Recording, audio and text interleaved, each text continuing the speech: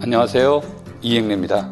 자, 오늘은 우리가 2021학년도 여러분들이 전공 수학 교사 임용 합격을 하기 위해서 어떻게 준비해야 되는가, 이런 것에 대해서 10여 회에 걸쳐서 강의를 하려고 합니다. 우리가 이제 여기에서 첫 번째로 할 내용들 중에 하나는 우리가 2020년도 기출 문제를 과목별 문항수와 과목별 점수 분포 등을 통해서 우리가 어떻게 변화되고 있는지, 또 어떤 전략을 써야 되는지를 한번 살펴보고요. 두 번째, 문항의 형식, 즉 기평은 어떻게 나왔고 서술형은 어떻게 나왔는지 등에 관련된 내용들을 비교 분석해 보고요. 그 다음에 출제 과목은 어떤 과목들이 있는지, 이런 것 등을 기초로 해서 해보도록 하겠습니다. 두 번째로는 영역별 분석을 하게 될 건데요. 영역별 분석을 보면 우리가 크게 수학은 두 가지로 나눕니다. 교과 내용학과 교과 교육론으로 나누게 되는데요. 우리가 교과 교육론이라는 것은 아마 여러분들이 수학 교육론이란 말이 더 친숙할 겁니다. 그래서 수학 교육론이 이제 30%가 되고, 교과 내용학이라고 하는 것은 우리가 통상적으로 전공이라고 하는데요. 교과 내용학은 또 편의상 3개 영역으로 나누었습니다. 그래서 대수학 영역, 해석학 영역, 그 다음에 기하와 확률 통계 영역, 이렇게 나누었는데, 그런 것들에 관련된 내용으로 수업을 진행해 보도록 하겠습니다. 자, 먼저 우리가 크게 앞으로 우리가 이 유튜브를 통해서 여러분과 만날 수 있는 수업 내용은 다음과 같습니다. 첫 번째로는 시험 출제 유형은 어떤 유형을 가지고 있는지에 대해서 한번 설명해 보고요. 그 다음에 두 번째로는 2017년부터 2020년, 때에 따라서는 2016년부터 2020년에 관련된 기출 문제를 분석하는 시간을 갖도록 하고요. 세 번째로는 2020년 대비 학습 방법에 대해서 안내하도록 하겠습니다. 이 시간은 이제 우리가 조금 더 오랜 시간이 걸리겠습니다만, 그런 것에 관련된 내용들을 얘기를 해보고요. 그 다음에 전공 수학 영역별 수험 준비는 어떻게 해야 되는지, 마지막으로 여러분들이 어떤 책을 봐야 되는지, 그 다음에 네 가지의 강의는 어떤 식으로 이루어질 건지에 대해서 얘기를 해보도록 하겠습니다. 자, 그 다음에 이제 지금부터 우리가 2016년부터 2020년 과목별 점수 비교 분포를 하도록 하겠습니다. 여기에서 이제 여러분들이 화면에서 보시는 것처럼 과목별 점수 비교 분포에 보시면 퍼센테이지가 나와 있는데, 이 퍼센테이지는 참고로 2020년도 거를 기준으로 만들었다. 그래서 그거를 이제 참고하시면 되겠습니다. 자, 우리가 첫 번째 교과 교육론을 보시면 2016년부터 2020년까지 24문항이 24점이 나왔습니다. 이 말은 우리가 전공 부분은 80점이고 교육학 부분은 20점이 돼서 총 100점 만점으로 시험을 치르게 되는데요.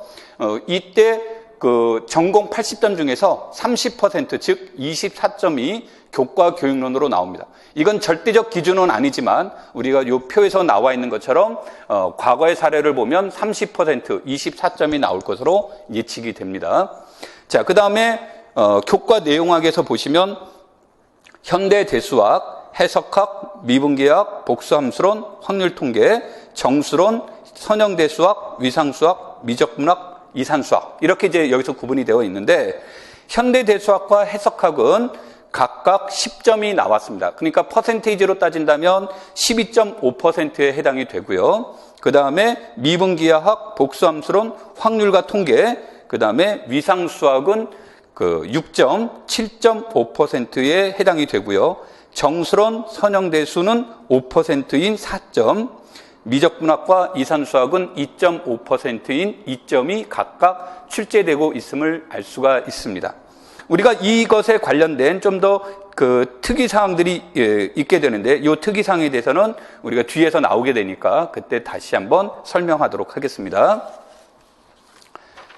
자, 그 다음에 세 번째로 우리가 이것은 이제 세 번째 내용을 보시면 과목별 문항수를 이제 볼 수가 있습니다. 그래서 과목별 문항수를 보시게 되면 여러분들이 표에서 나타난 특징들을 보면, 교과 교육론은 2016년도에서 2019년도까지는 총 5문항이 출제가 됐는데, 2020년도에는 7문항이 출제가 됐습니다. 그러니까 2문항이 늘어난 거죠. 문항수가 2문항이 늘어났는데 점수에는 아까 앞에서 보았듯이 변화가 없었습니다.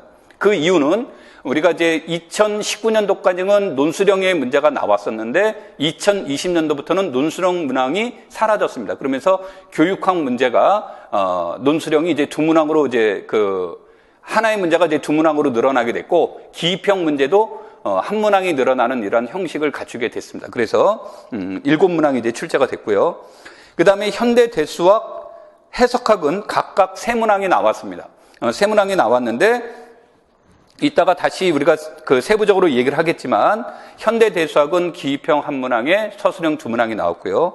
해석학은 서술형 3문항이 나왔습니다. 3문항이 나왔는데 어떻게 나왔는지는 조금 이제 다시 보도록 하고요.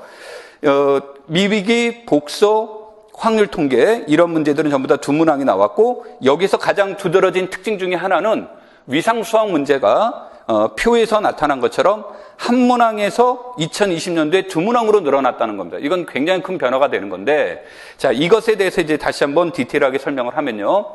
앞에서 얘기했듯이 우리가 가장 큰 문제는, 차이점은 2019년도까지는 문항의 형태가 크게 3가지, 세부적으로 4가지 형태로 출제가 됐습니다. 즉, 기입형, 서술형, 완투, 논수령 이렇게 이제 나누게 되는데 서술형 완투라고 하는 것은 서술형에는 4점짜리 문항과 5점짜리 문항으로 이렇게 구성이 됐는데 2020년도에는 논수령이 사라지게 되고 서술형의 문제도 4점과 5점으로 구분하지 않고 모두 다 4점으로 이렇게 표현이 됐습니다. 그래서 그런 것들에 의해서 문항수가 이제 조정이 되는데 그러면서 나타나는 특이한 현상들이 있었습니다.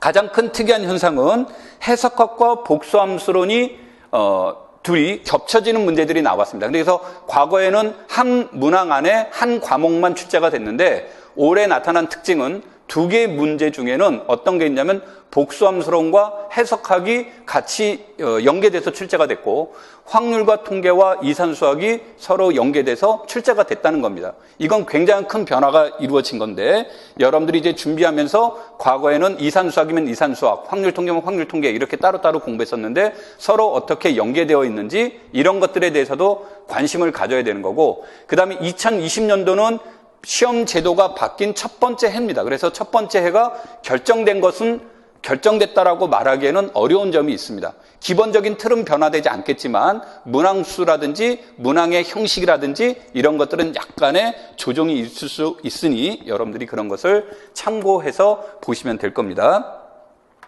자, 그 다음에 이제 우리가 다음에 참고할 수 있는 것은 과목별 문항수를 이제 비교해보면 그래프에서 잘 나타났듯이 우리가 가장 큰 특징 중에 하나는 이산수학 문제가 한 문항에서 2문항으로 늘어났다는 거고요.